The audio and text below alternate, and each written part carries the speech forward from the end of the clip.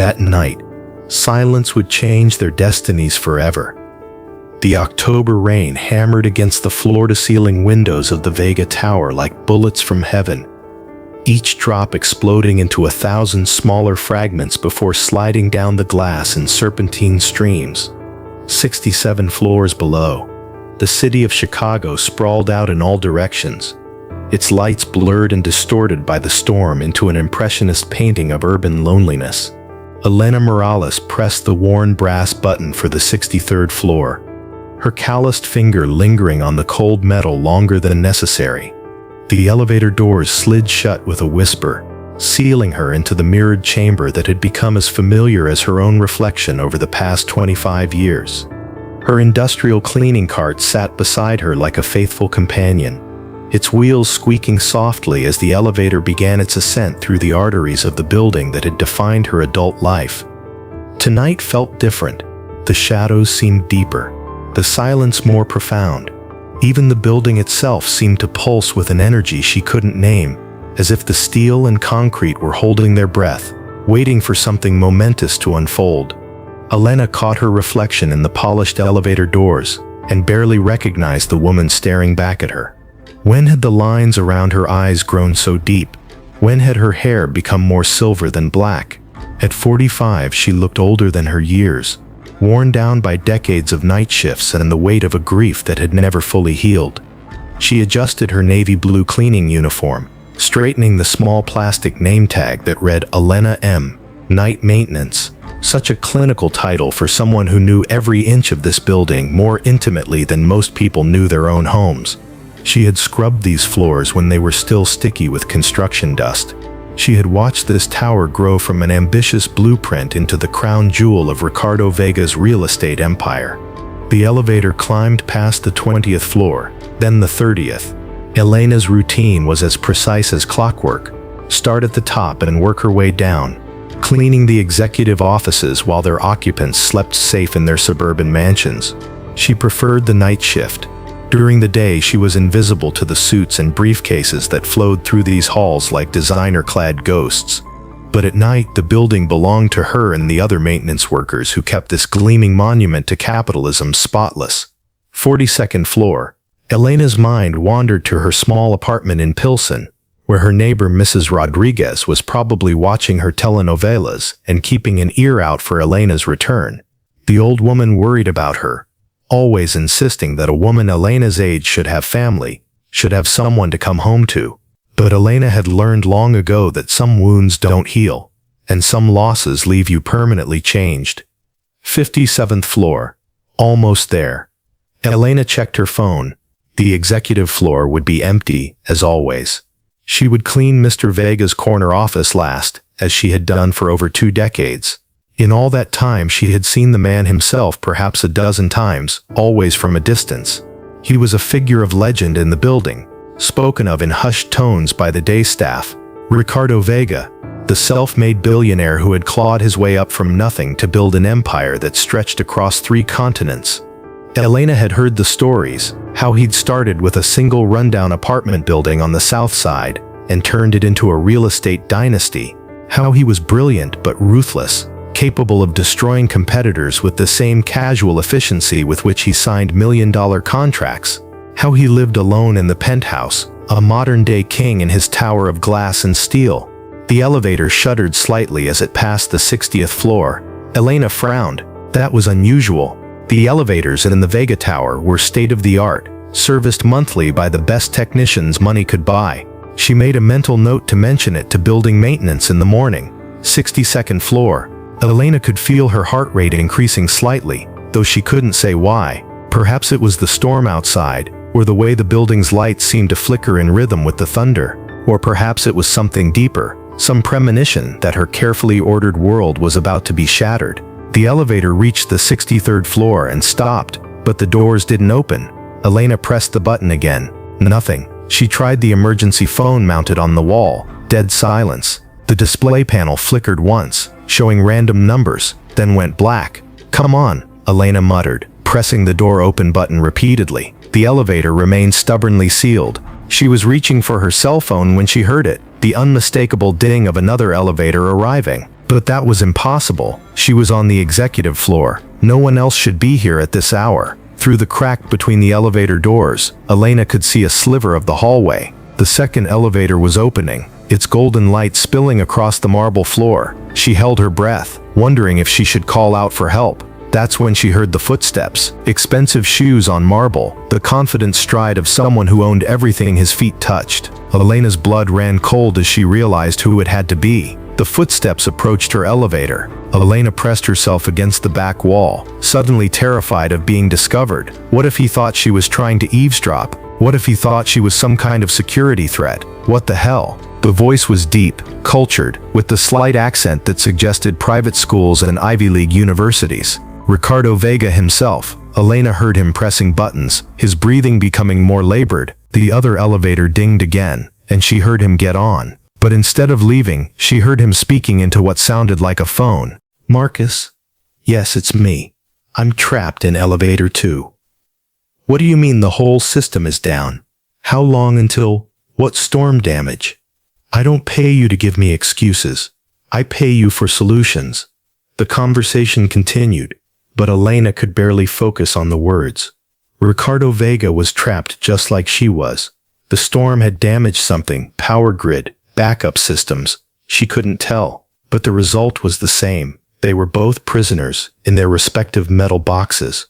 Elena's phone showed no signal. The storm was interfering with cellular towers as well. She was completely cut off from the outside world, suspended between the 62nd and 63rd floors of a building that suddenly felt more like a prison than a workplace. Minutes passed. Elena could hear muffled sounds from the other elevator, pacing, more phone calls, the occasional curse word that would have made her grandmother blush. She found herself listening despite herself, fascinated by this glimpse behind the curtain of power and privilege. Then came a sound that made her blood freeze, a mechanical grinding, followed by a sharp jolt that threw her against the elevator wall. Emergency lights flickered on, bathing everything in an eerie red glow. Son of a bitch. The voice from the other elevator was no longer controlled and professional. It was raw, afraid. Elena's elevator lurched again, and she realized with growing horror that both elevators were moving but not up or down. They were shifting sideways, the storm damage affecting not just the power but the structural integrity of the elevator shafts themselves. Another jolt, and suddenly Elena's elevator tilted at a sickening angle. Her cleaning cart slammed into the corner, supplies scattering across the floor. She grabbed the safety rail as gravity tried to pull her toward what was now the lower wall. "Help!" she screamed, not caring anymore about protocols or proper behavior. "Somebody help us! Who's there?" Ricardo's voice was closer now. "Is someone else trapped?" "Yes," Elena called back. "In elevator 1. I'm the night janitor." There was a pause. "How long have you been there?" "Since 11:43. The doors won't open." Elena heard more mechanical grinding, followed by what sounded like metal scraping against metal. The building was shifting, the storm damage creating a cascade of structural failures that the engineers had never anticipated. "Listen to me." Ricardo's voice was steadier now, taking charge even in crisis. "Don't panic. The emergency crews will get us out, but I need you to stay calm." Elena almost laughed. Easy for him to say. He wasn't the one who would lose her job if this incident somehow became her fault. He wasn't the one whose survival depended on the goodwill of a system that had never shown her any mercy. But there was something in his voice, a strength that cut through her fear and gave her something to hold on to. "Okay," she called back. "I'm okay." Another jolt, and Elena heard the unmistakable sound of Ricardo's elevator impacting against hers. The collision sent shockwaves through both chambers, and suddenly Elena could hear him much more clearly. Their elevators were now pressed against each other, trapped in a twisted embrace between floors. "What's your name?" Ricardo asked. Elena hesitated. Would he remember her if she survived this? Would he blame her for being here during a crisis? Elena Morales. Elena, he pronounced it correctly, with the proper Spanish emphasis on the second syllable. "I'm Ricardo. I know this is terrifying, but we're going to be okay." The formal introduction struck Elena as almost absurd. Here they were, trapped in damaged elevators during the storm of the century, and they were exchanging pleasantries like they'd just met at a cocktail party. But there was something else in his voice now, a familiarity that made Elena's skin prickle with unease. as if her name meant something to him, as if he'd heard it before. "How long have you worked here, Elena?" The question seemed casual, but Elena could hear an undercurrent of tension that suggested otherwise. 25 years, she replied. Started when the building first opened. Silence. A long, uncomfortable silence that stretched until Elena wondered if the impact had damaged the communication between their elevators. 25 years, Ricardo finally repeated. His voice had changed completely. The confident executive was gone, replaced by something that sounded almost broken. "Yes, sir. Since 1998. Elena didn't know why she was continuing the conversation, but something about the darkness and their shared predicament made normal social barriers feel irrelevant. Another long pause. That was a difficult year. Elena frowned. Why would the opening of his greatest achievement be difficult? "Sir, are you all right? Tell me about yourself, Elena. Do you have family?" The question hit Elena like a physical blow. Of all the things she might have expected Ricardo Vega to ask during their shared crisis, her family situation was not one of them, and it was the one topic she spent most of her energy avoiding. No family." The words came out more harshly than she intended. "No children?" Ricardo's voice was strangely gentle. Elena closed her eyes, feeling the familiar wave of grief wash over her. Even after all these years, the question still had the power to steal her breath. "I had a daughter, once. But she died. A long time ago." The silence that followed was so complete that Elena wondered if the communication between their elevators had been severed. But then she heard something that made her heart stop. The sound of a man crying. It was quiet, muffled, as if Ricardo was trying to hide it. But in the enforced intimacy of their trapped situation, Elena could hear every hitched breath, every stifled sob. The most powerful man in Chicago was falling apart, and somehow Elena's mention of her lost daughter had triggered it. "Sir," Elena called softly. "Mr. Vega, are you hurt?" "No," came the choked response. "No, I'm not hurt. God help me, I'm guilty." Elena felt ice water flow through her veins. Guilty of what? The mechanical grinding resumed, and their elevators shifted again. Elena was thrown against the back wall as her chamber tilted further. Emergency alarms began to sound somewhere in the building, their wailing barely audible through the storm. "We need to get out of here," Elena called. "These elevators aren't stable." But Ricardo wasn't listening to practical concerns anymore. When he spoke again, his voice carried the weight of years of suppressed anguish. "Elena, what was your daughter's name?" The question came from nowhere and everywhere at once. Elena's mind reeled. Why would he ask that? Why would a man she'd never met want to know about the most painful loss of her life? "Why?" she whispered. "Please, just tell me." Elena pressed her forehead against the cool metal wall. Speaking her daughter's name always felt like reopening a wound that had never properly healed. But something in Ricardo's voice compelled her to answer. "Isabella?" she said finally. Her name was Isabella. The sound that came from the other elevator was not quite human. It was the sound of a man's world collapsing, of 25 years of carefully constructed lies crumbling all at once. "Oh God," Ricardo moaned. "Oh God, oh God, oh God, oh God." Elena's heart began to race. "What's wrong? What's happening?" "Elena." Ricardo's voice was barely a whisper now. "Elena, I need to tell you something. Something I should have told you 25 years ago." The building shuddered around them, the storm outside reaching a crescendo that seemed to match the emotional tempest brewing between the two trapped elevators. Elena gripped the safety rail so tightly her knuckles went white. "What are you talking about?" she demanded. "Your daughter, Isabella." Ricardo's voice broke on the name. "She didn't die." Elena's world tilted more sharply than any structural damage could account for. "What did you say?" "The hospital fire, the confusion, the records that said she was dead." Ricardo was talking faster now, words tumbling out like water through a broken dam. "It was all a lie. She survived. She was saved. That's impossible." Elena's voice was flat, emotionless. Her mind was rejecting the information as too dangerous to process. "I saw the death certificate. I buried her. You buried an empty coffin." The words hung in the air between them like a curse. Elena felt something fundamental break inside her chest, some carefully maintained barrier that had kept her functioning for 25 years. "Where is she?" The question came out as a growl, "Elena, please, let me explain. Where is my daughter?" Elena's scream echoed through both elevator shafts. Somewhere in the building she could hear sirens approaching, but they seemed impossibly far away. Her entire universe had contracted to this moment, this revelation, this man who had just destroyed everything she thought she knew about her life. "She's alive," Ricardo said quietly. "She's healthy. She's successful. She lives in Europe." "How do you know this?" Elena's voice was deadly calm now, which was somehow more terrifying than her earlier rage. Ricardo took a shuddering breath. "Because I raised her." The confession hit Elena like a physical blow. She doubled over, unable to breathe, unable to process the magnitude of what she'd just heard. 25 years of grief, 25 years of guilt and self-blame, and wondering what she could have done differently. And all along her daughter had been alive, raised by the man who owned the building she cleaned every night. "You took her. It wasn't a question. I saved her," Ricardo replied, but there was no conviction in his voice. "From what?" Elena was screaming again, her voice raw with 25 years of accumulated pain. "From her mother. From me. From poverty. From neglect. You were 16 years old, homeless, with no family support. The father was dead. Social services was going to put her in foster care. So you stole her instead. I gave her opportunities you never could have provided. The best education, travel, culture. She speaks 4 languages. She has a master's degree from Oxford. She runs her own charitable foundation."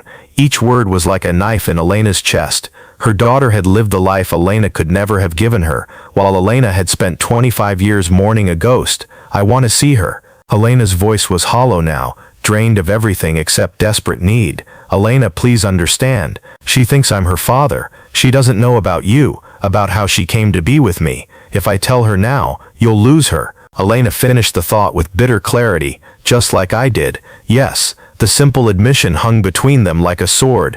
Elena understood now why Ricardo had been crying. He was trapped just as surely as she was, not by damaged elevators, but by 25 years of loving a child he'd obtained through an unforgivable lie. The building shuddered again, and Elena could hear shouting from far below.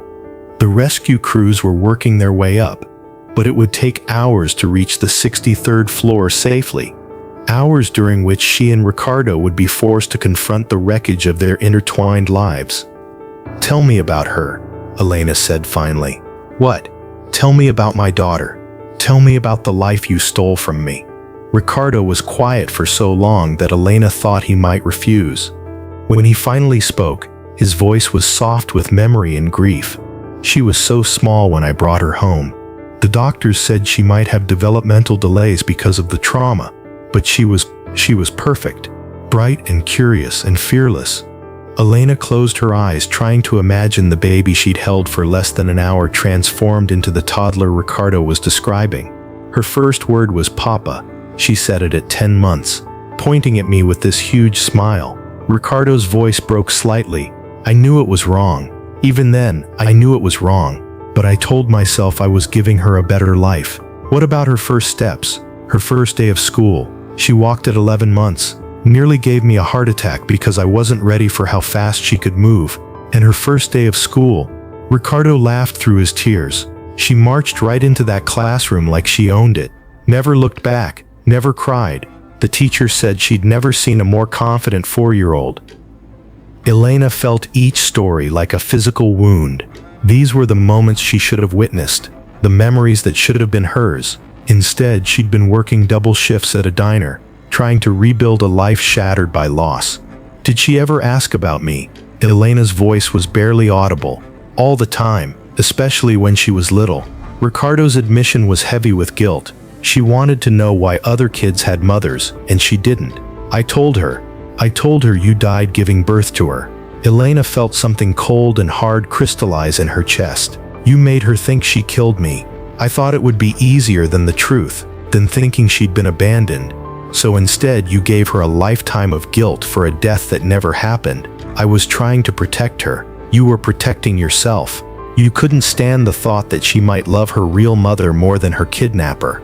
The word hung between them like an accusation, because that's what it was, wasn't it? Stripped of Ricardo's rationalizations and good intentions, he had kidnapped a baby and built his life around that crime. "Yes," Ricardo admitted quietly. "You're right. I was protecting myself. She was the only good thing I'd ever done, and I couldn't bear to lose her. Elena felt her anger drain away, replaced by exhaustion and grief so profound it seemed to emanate from her bones. What's her name now? Isabella Vega. She kept the name you gave her. Isabella Vega. Elena tested the words, trying to reconcile the baby she'd lost with the successful woman Ricardo had described. Is she happy? She was. Until last year. What happened last year? Ricardo was quiet for a long moment. Her husband died. Cancer. They'd been married for 3 years.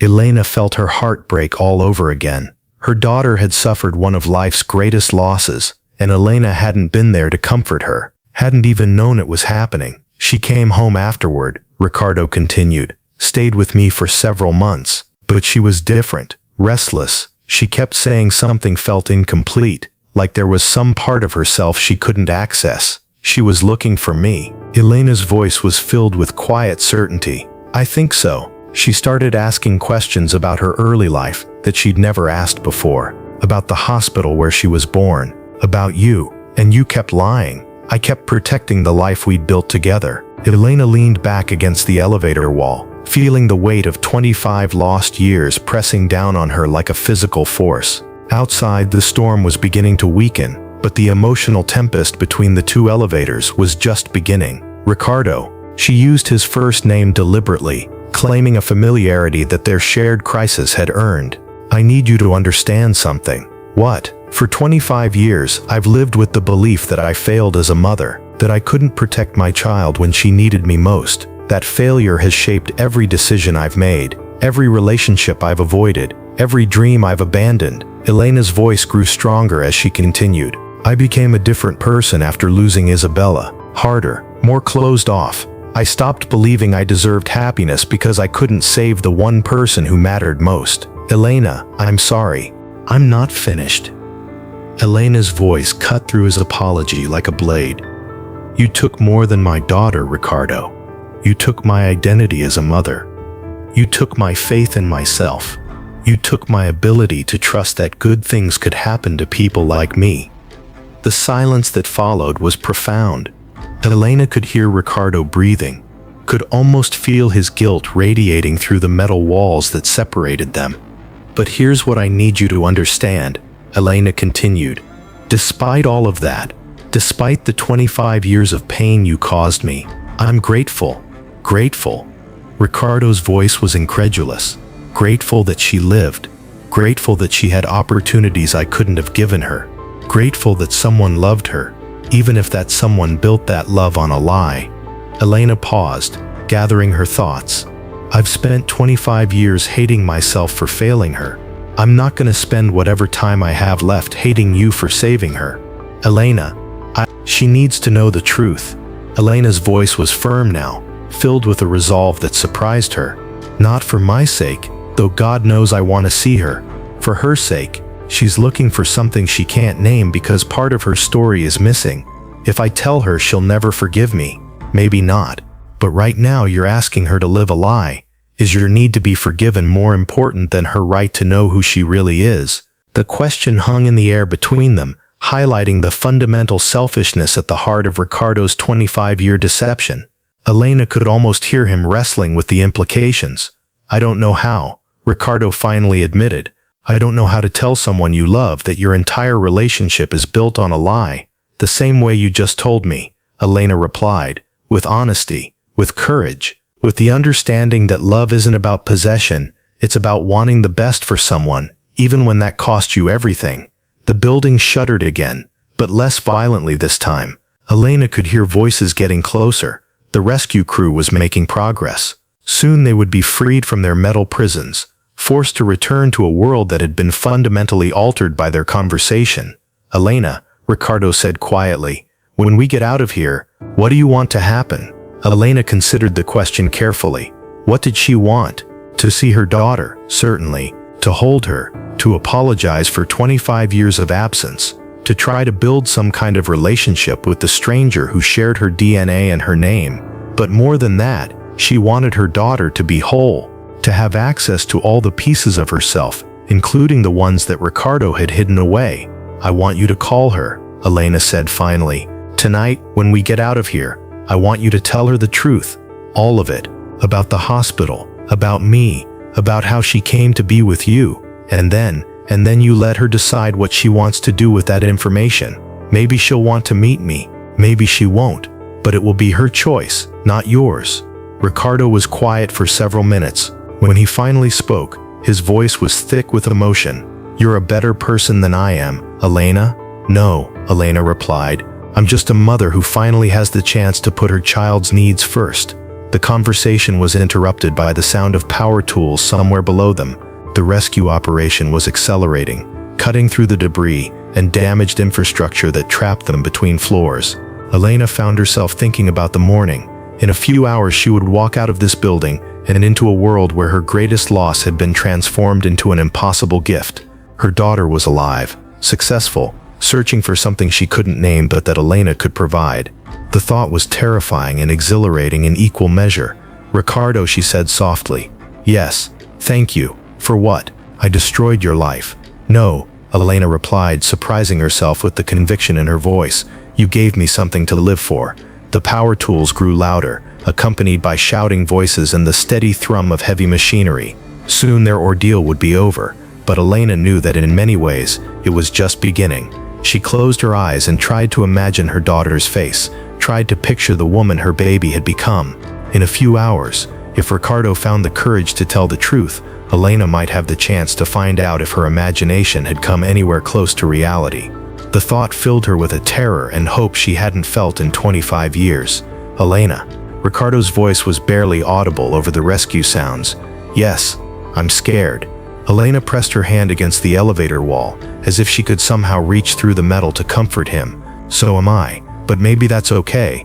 Maybe being scared means we're finally doing the right thing." Above them, she could hear the rescue crews getting closer. Soon the elevators would be stabilized, the doors pried open, and they would be free to return to their separate lives. But those lives would never be the same.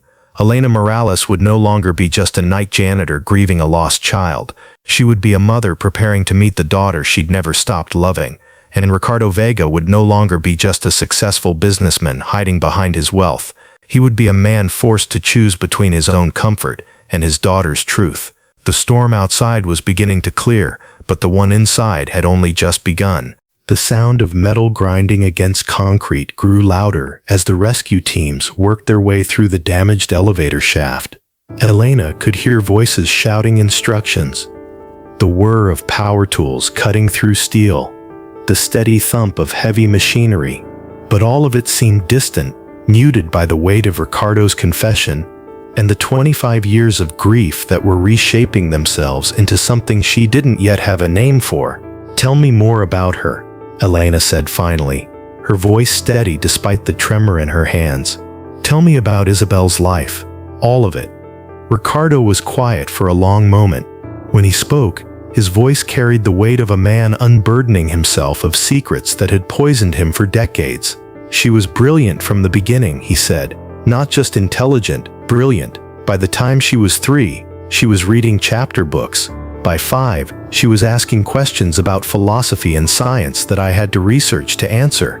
Elena closed her eyes, trying to imagine the precocious child Ricardo was describing. What did she look like? She had your eyes, dark brown, almost black, but with flecks of gold when the light hit them right, and your hair, thick and curly, impossible to tame. She hated when the nannies tried to brush it straight. Nannies, the word came out sharper than Elena intended. "I was building the business. I thought I could be a father and a CEO, but I was wrong. The nannies were good women. Maria Santos was with us for 8 years. Isabella loved her." Elena felt a stab of jealousy so sharp it took her breath away. Another woman had combed her daughter's hair, had soothed her nightmares, had kissed her scraped knees better. All the small, precious moments of motherhood that Elena had been denied. "Go on," she said, forcing herself to push past the pain. "She was fearless," Ricardo continued, "climbed everything, explored everything, questioned everything. When she was 6, I found her on the roof of our house in Lake Forest, trying to catch clouds with a butterfly net.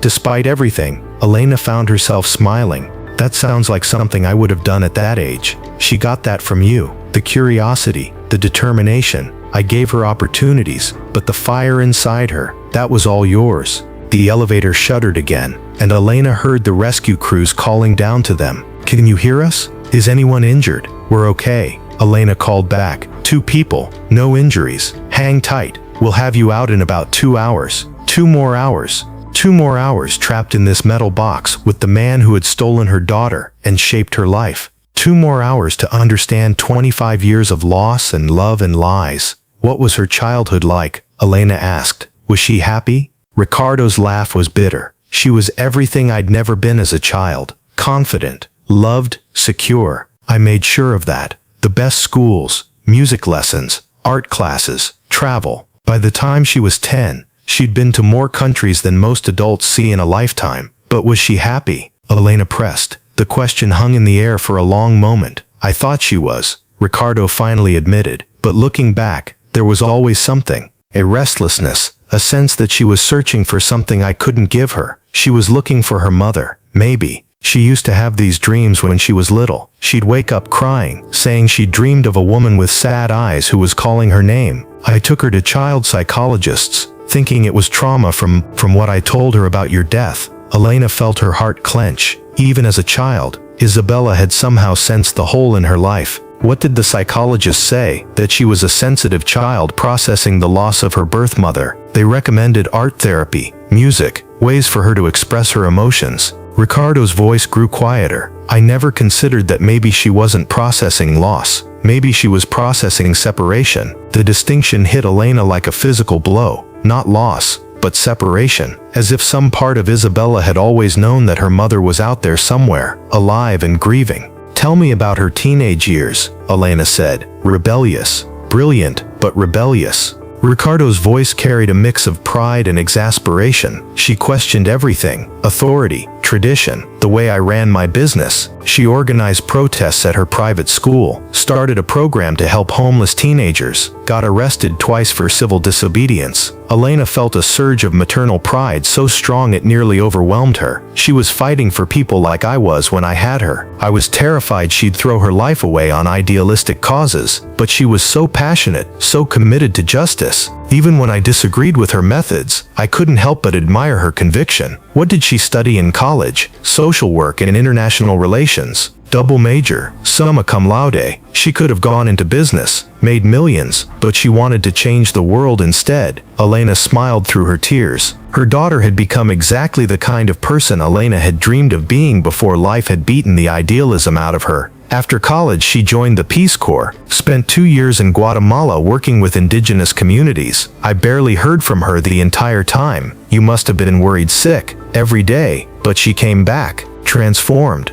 more focused, more determined. She'd seen real poverty, real injustice, and it had crystallized her sense of purpose. Elena tried to imagine her daughter, their daughter, living in rural Guatemala, working with people who had even less than Elena had when Isabella was born. The irony wasn't lost on her that Isabella had been drawn to help people in situations similar to the one Ricardo had rescued her from. "That's when she started her foundation?" Elena asked. "Yes, the Isabella Foundation. It provides microloans and education to young single mothers in developing countries. She said she wanted to give women the chances they'd been denied by circumstances beyond their control." The words hit Elena like a revelation. Without knowing her own story, Isabella had dedicated her life to helping women in situations exactly like her birth mother's, as if some genetic memory had guided her toward her purpose. "She was helping women like me," Elena whispered. "Yes," Ricardo replied, his voice heavy with the irony. "She was helping women like you while I kept her from knowing you existed."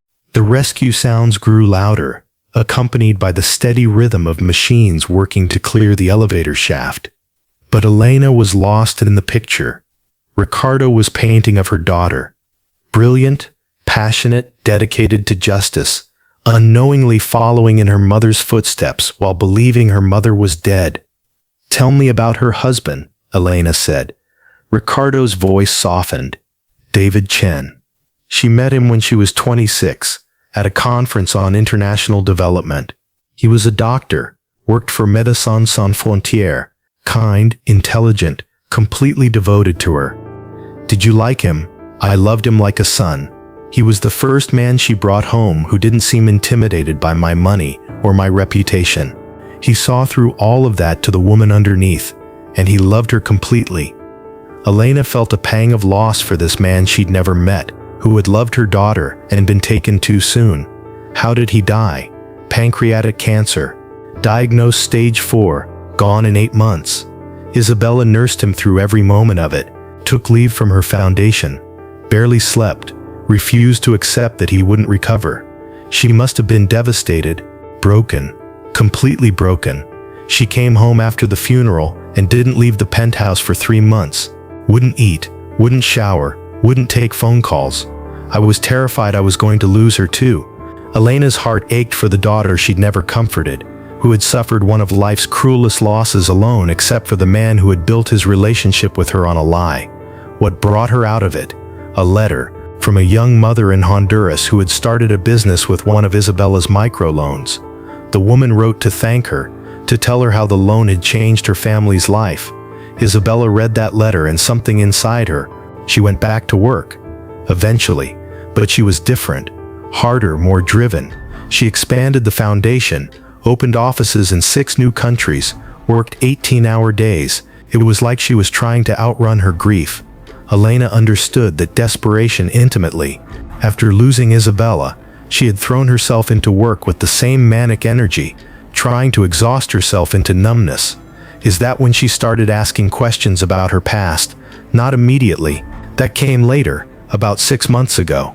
She was going through David's things, preparing to donate his clothes, when she found a book he'd been reading about adopted children and their birth families. Elena's pulse quickened. What kind of book? Research about genetic memory, about how adopted children often feel drawn to their biological families even when they have no conscious knowledge of them. David had bookmarked dozens of pages, written notes in the margins. He suspected something. I think so. I think he could see that restlessness in Isabella, that sense of incompleteness, and he was trying to understand it. If he'd lived, Ricardo's voice trailed off. He might have encouraged her to look for me. Yes, and finding that book was like finding a map to questions she'd never known how to ask. Elena could picture her daughter reading her dead husband's notes, seeing her own nameless longing reflected in the research he'd done out of love for her. What did she ask you? Everything. About the hospital where she was born, about the circumstances of your death, about whether there were any relatives she could contact. She wanted to visit your grave. Elena felt a chill run down her spine. What did you tell her? I lied. I told her you'd been cremated, that there was no grave to visit. I said you had no family, no connections that could tell her anything meaningful about who you were. But she didn't stop asking. No, if anything, she became more persistent. She hired a private investigator to look into your background, to find medical records, birth certificates, anything that could tell her about her genetic history. Elena's heart began to race. What did the investigator find?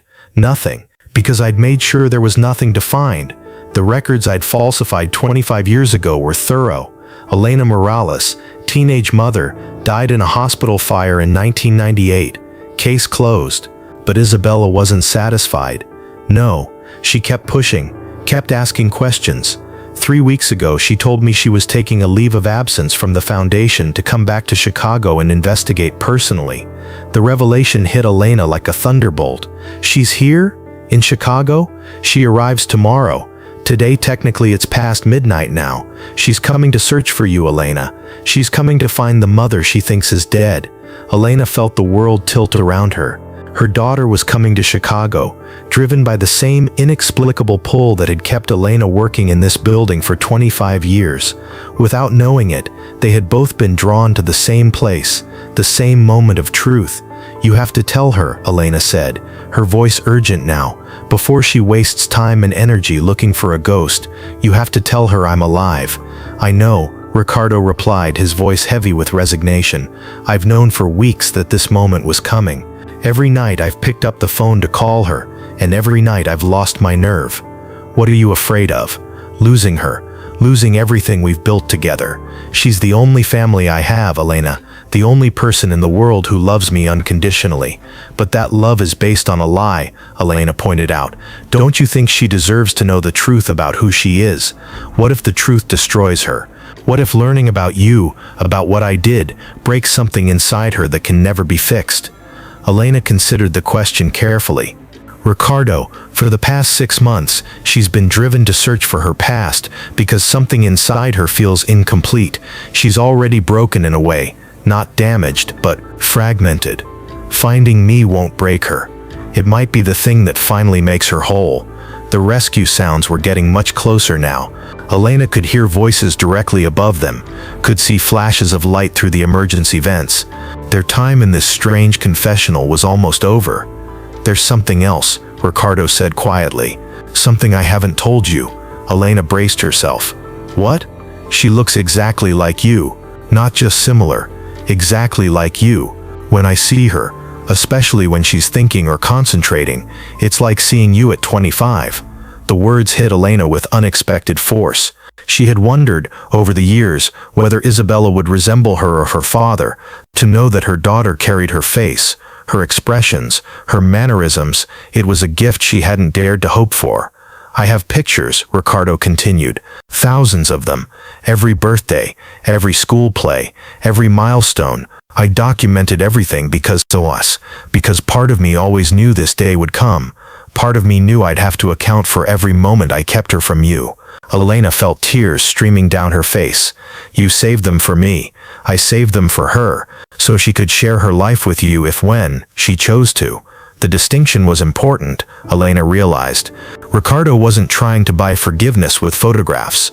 He was acknowledging that the choice to have a relationship would be Isabella's to make.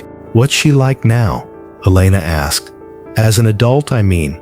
What kind of person did she become? Ricardo's voice warmed with obvious love and pride. She's incredible, Elena. Strong, compassionate, brilliant.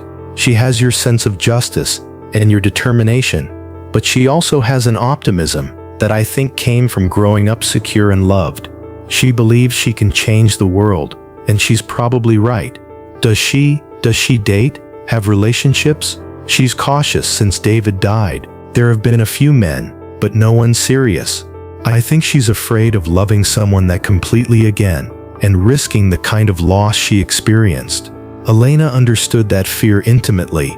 After losing Isabella, she had never allowed herself to love anyone else deeply enough to risk that level of pain again. She wants children, though, Ricardo continued.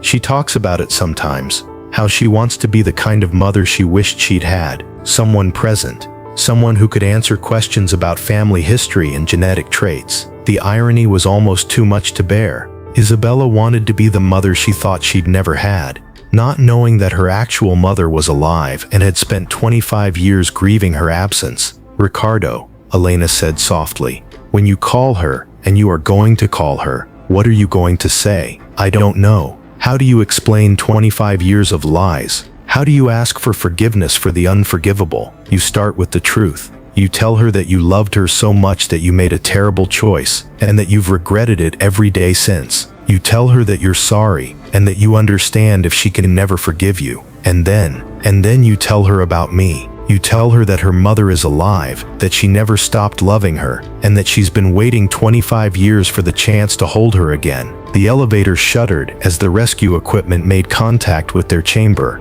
Elena could hear technicians talking about stabilization procedures, about safely extracting the trapped passengers. Elena, Ricardo said urgently, before they get us out of here, what do you want me to tell her about you? Elena considered the question. What could she say about 25 years of grief and survival? How could she summarize a life that had been defined by loss? Tell her that I never stopped loving her. Tell her that not a day has passed that I didn't think about her, wonder about her, pray for her happiness. Tell her that losing her broke my heart, but knowing she's alive has healed it. What if she doesn't want to see you? What if learning the truth makes her angry at both of us? Then we respect that choice, but we give her the chance to make it with full knowledge of who she is and where she comes from. A voice called down from above. "We're going to stabilize your elevator first, then extract you one at a time. Stay calm, we're almost there." Elena felt a strange mix of relief and terror. Relief at the prospect of escape, terror at what would happen next. In a few hours she would walk out of this building and into a world where her daughter was alive and searching for her. The thought was overwhelming. "Ricardo," she said, "I need you to promise me something." "What?" "Promise me that no matter what happens, whether Isabella forgives us or hates us, whether she wants a relationship or never wants to see either of us again, promise me that you'll tell her the truth. All of it. She deserves to know her own story." "I promise," Ricardo said, and Elena could hear the resolve in his voice. "I promise I'll tell her everything." The elevator lurched as the rescue equipment engaged, slowly stabilizing their chamber. Elena could hear the whine of hydraulics, the measured voices of the technicians coordinating the extraction. "Elena," Ricardo called, "what are you going to do? After we get out of here, I mean." Elena thought about her small apartment in Pilsen, about her simple life as a night janitor, about the careful routines she'd built to insulate herself from hope and disappointment. "I'm going to go home," she said finally. "I'm going to shower and put on my best dress and wait for the phone to ring. What if she doesn't call? Then I'll wait longer. I've been waiting for 25 years, Ricardo. I can wait a little longer." The elevator lurched again, and Elena heard the sound of metal doors being pried apart. Emergency lights flooded their chamber as the first rescue worker appeared at the opening. "Ma'am, can you hear me? Are you injured?" "I'm fine," Elena called back, "just ready to get out of here." As the rescue worker secured a safety harness around her, Elena looked toward the wall that separated her from Ricardo. "Thank you," she called to him. "For what?" came his muffled reply. "For keeping her safe, for loving her, for giving me hope." The rescue worker began to guide Elena toward the opening. As she was lifted from the elevator that had been her prison and confessional, Elena looked back one last time. "Don't lose your nerve," she called to Ricardo. "She needs to know." "I won't," he replied.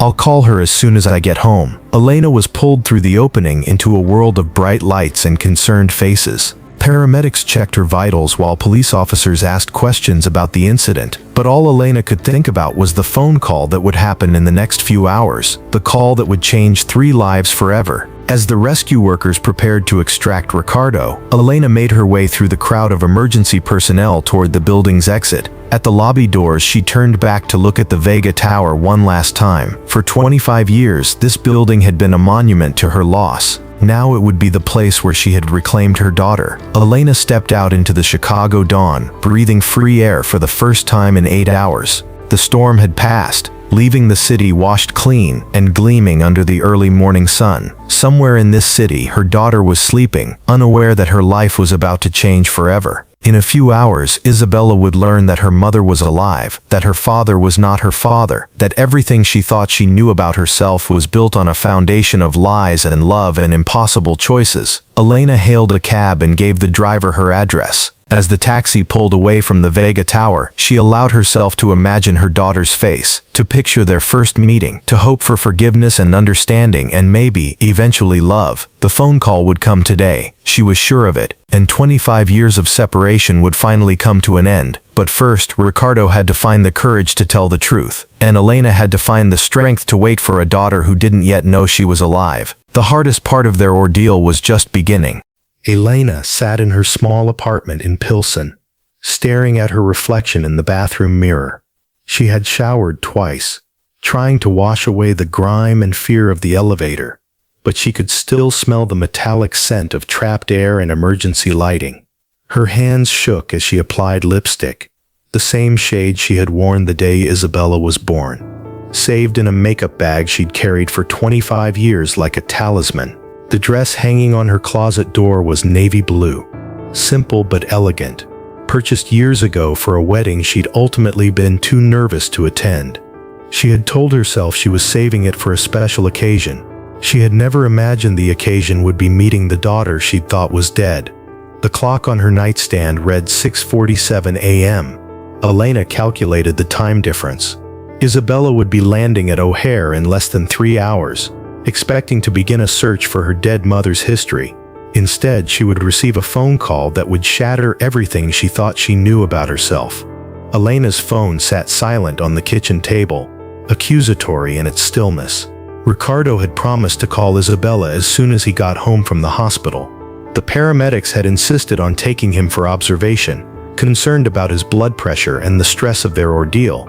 Elena had been cleared to leave after a basic examination, but she wondered if Ricardo was using his medical evaluation as an excuse to delay the inevitable conversation. She made coffee with hands that wouldn't stop trembling, then sat at her small kitchen table to wait. Through her window, she could see the Chicago skyline, the Vega Tower rising like a glass monument to secrets finally revealed. The morning sun caught its windows, turning them into mirrors that reflected the city's awakening. Elena thought about the woman her daughter had become. Brilliant, compassionate, driven by a need to help others that seemed to be written into her DNA. Isabella had dedicated her life to helping women in situations similar to Elena's when she was 16, pregnant, alone, powerless. The irony was so profound it took Elena's breath away. At 7:23 a.m., Elena's phone rang. She stared at the display, her heart hammering against her ribs. Unknown number, international calling code. Hello. Her voice was barely a whisper. Elena Morales. The voice was cultured, crisp, with the slight accent of someone who had lived in multiple countries. But underneath the polish, Elena could hear something that made her eyes fill with tears. Her own cadence, her own speech patterns, passed down through genetics, and somehow surviving 25 years of separation. Yes, Elena managed. This is Elena. My name is Isabella Vega. A pause, heavy with emotion. I think you're my mother. The words hung in the air between them, carried across an ocean by satellite signals, and the desperate hope of two women who had never stopped needing each other. Hello, my daughter, Elena whispered, and heard Isabella's sharp intake of breath on the other end of the line. You're real. You're actually real. Isabella's voice was thick with tears. He called me an hour ago. Ricardo. He told me everything about the hospital, about the lies, about you being alive all these years. I thought he was having some kind of breakdown from being trapped in that elevator. It's all true, Isabella. Every word. I don't understand. How is this possible? How have you been alive for 25 years while I thought I killed you by being born? The anguish in her daughter's voice cut through Elena like a blade. You didn't kill me, baby. You saved me. Even after I lost you, the love I felt for you kept me alive when I wanted to give up. Isabella was crying now. Elena could hear it in the broken rhythm of her breathing. I'm at Heathrow Airport. I was supposed to fly to Chicago in 2 hours to look for information about you, to visit your grave, to find medical records, to understand why I felt incomplete my entire life. Are you still coming? Elena held her breath, afraid of the answer. I'm already on the plane. I changed my flight as soon as Ricardo called. I'll be there in 8 hours instead of 2. Elena closed her eyes, overwhelmed by gratitude and terror in equal measure. I'll be waiting. I don't know what to say to you, Isabella admitted. I don't know how to have a mother. I don't know how to be a daughter to someone who's a stranger. We'll figure it out together, Elena said softly. We have time now, all the time we lost, and all the time ahead of us. They talked for another 20 minutes, awkward, careful conversation, as they tried to navigate the impossible situation they found themselves in. Isabella told Elena about the foundation, about David, about the restlessness that had driven her to search for her past. Elena shared carefully edited pieces of her life, her work, her small apartment, her dedication to staying in Chicago because she'd never been able to leave the city where Isabella was born. When they hung up, Elena sat in her kitchen crying tears she hadn't allowed herself to shed in decades. Her daughter was coming home. After 25 years, Isabella was coming home. The hours crawled by. Elena cleaned her apartment 3 times, changed clothes twice, and called in sick to work for the first time in 15 years. She walked to the grocery store and bought ingredients for dinner, then realized she had no idea what Isabella liked to eat. She stood in the produce section, paralyzed by the magnitude of everything she didn't know about her own child. At 2 p.m., her phone rang again. Ricardo, Elena, it's me. I wanted to make sure. Did she call you? Yes. Elena's voice was soft with wonder. She's coming, Ricardo. She's on her way. How did she sound? Confused, hurt, but also hopeful, I think. She said she's felt incomplete her whole life. Maybe knowing the truth will help her feel whole. Ricardo was quiet for a moment. I've been thinking about what you said in the elevator, about love not being possession. You were right. I've been so afraid of losing her that I never gave her the chance to choose. Are you prepared for the possibility that she might choose to have a relationship with me and not with you? I am, Ricardo said, and Elena could hear the truth in his voice. She deserves to know her real mother, even if that means I lose the only family I've ever had. Elena found herself feeling sympathy for the man who had stolen her daughter. Ricardo, you raised her, you loved her, you kept her safe when I couldn't.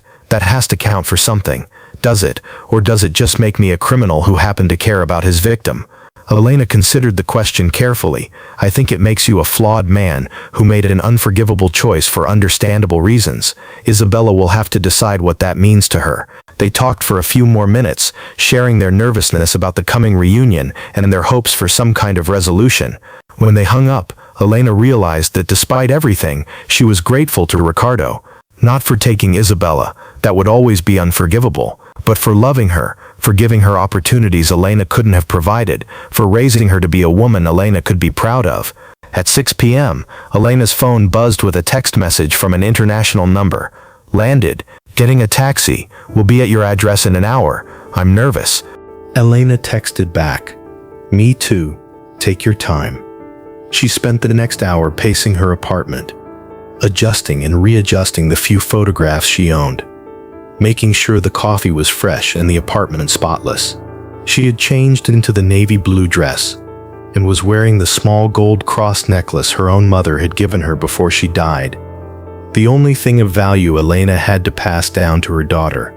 At exactly 7:07 p.m., there was a soft knock on Elena's door. Elena's legs nearly gave out.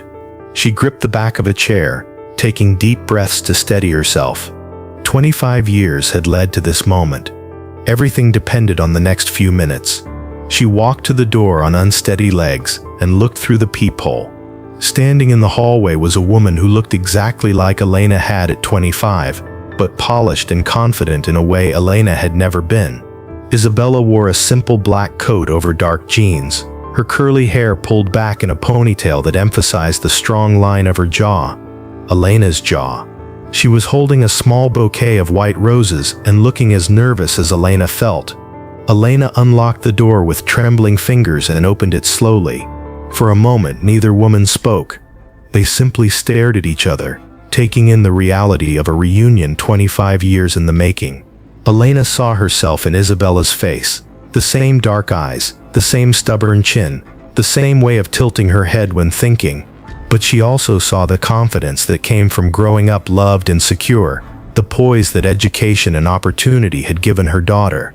Isabella saw her own features reflected in an older face marked by years of struggle and grief, but she also saw kindness in Elena's eyes, and a love so profound it took her breath away. "Mommy?" Isabella whispered, using the Spanish word instinctively. Elena's composure shattered. She reached out with shaking hands and touched Isabella's face, tracing the features she had memorized from a few brief hours 25 years ago. "My baby," Elena whispered. "My beautiful baby." Isabella stepped forward and wrapped her arms around Elena, and suddenly 25 years of separation collapsed into nothing. Elena held her daughter for the first time since she was an infant, feeling the solid reality of the woman she had become. Isabella smelled like expensive perfume and airplane coffee, but underneath that, Elena caught something that made her heart stop, the same sweet scent she remembered from the hospital, somehow preserved despite the years. They stood in the doorway holding each other and crying, 25 years of grief and joy and lost time pouring out in tears that seemed endless. Elena's neighbors peered out of their doors, drawn by the sound of their sobbing, but Elena didn't care. Her daughter was in her arms, real and alive and home. Finally, Isabella pulled back and looked at Elena through her tears.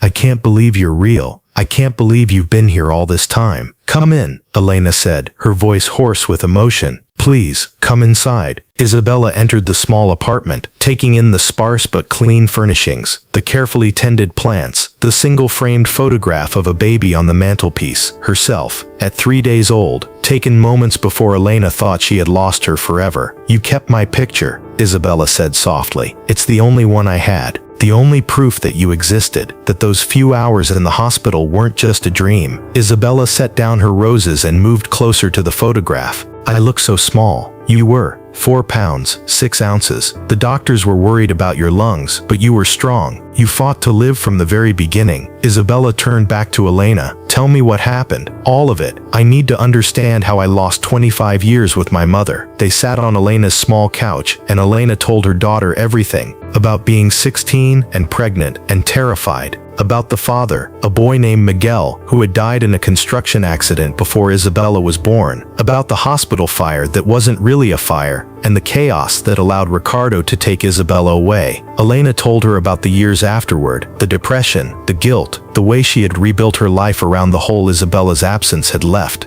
She told her about working at the Vega Tower, about the strange compulsion that had kept her there, even when better jobs were available. I was drawn to that building, Elena explained. I told myself it was just a good job, but looking back, I think part of me always knew you were connected to it somehow. Isabella listened without interrupting, her face cycling through emotions, grief, anger, understanding, love. When Elena finished, they sat in silence for several minutes.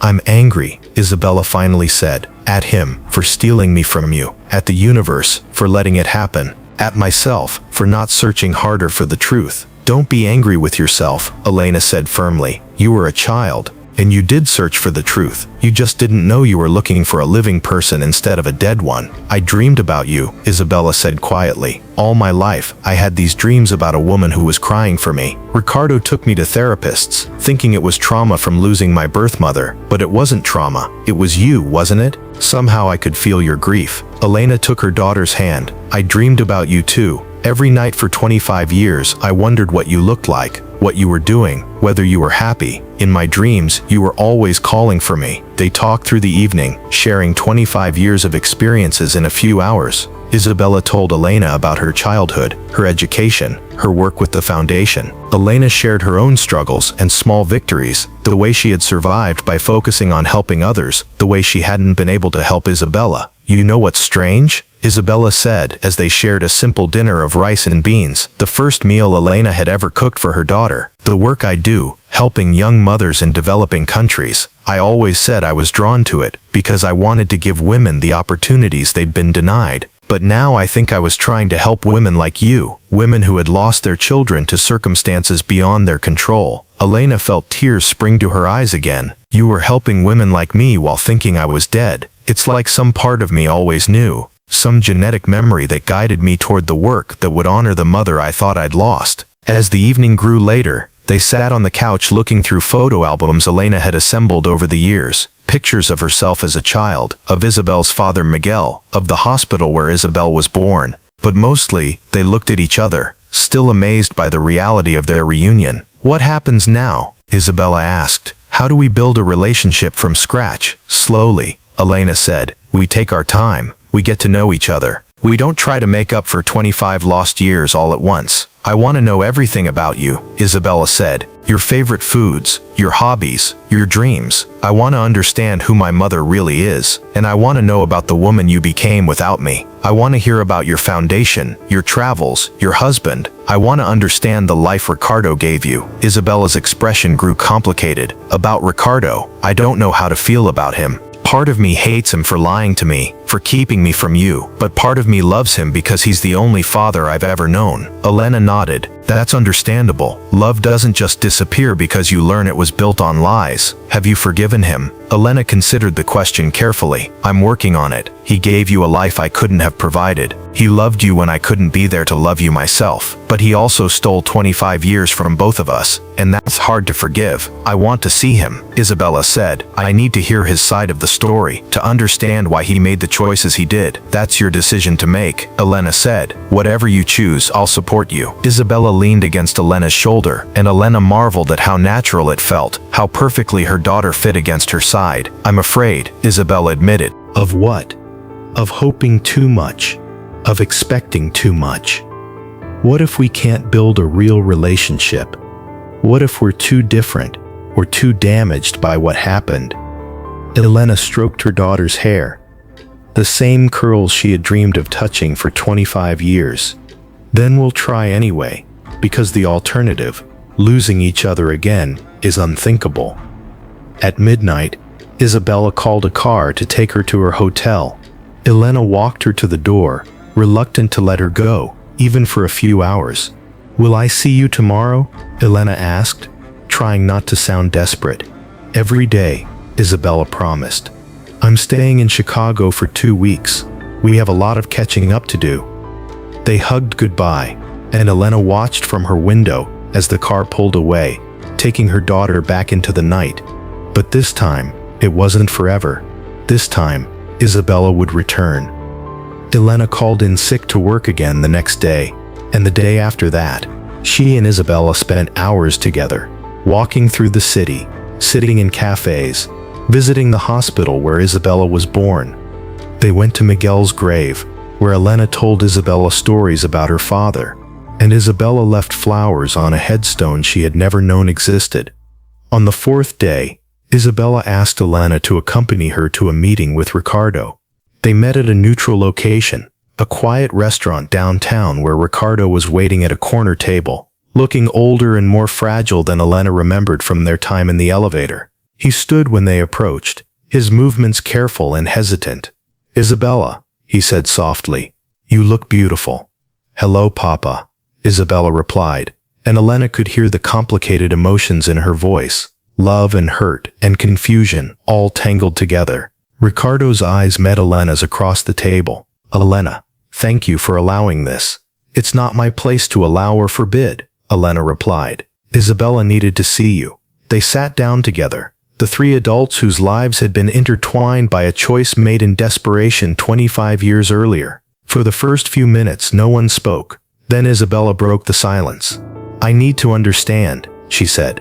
"I need to hear from you directly why you took me from my mother." Ricardo aged 10 years as he began to speak. He told them about the night of the hospital fire, about the chaos and confusion, about seeing a teenage girl with a baby she couldn't care for. He talked about his own loneliness, his desire for a family, his rationalization that he could give Isabella opportunities Elena couldn't. "I told myself I was saving you," he concluded. "But the truth is, I was saving myself. I was a successful man with no family, no legacy. Taking you filled a hole in my life that all my money couldn't touch."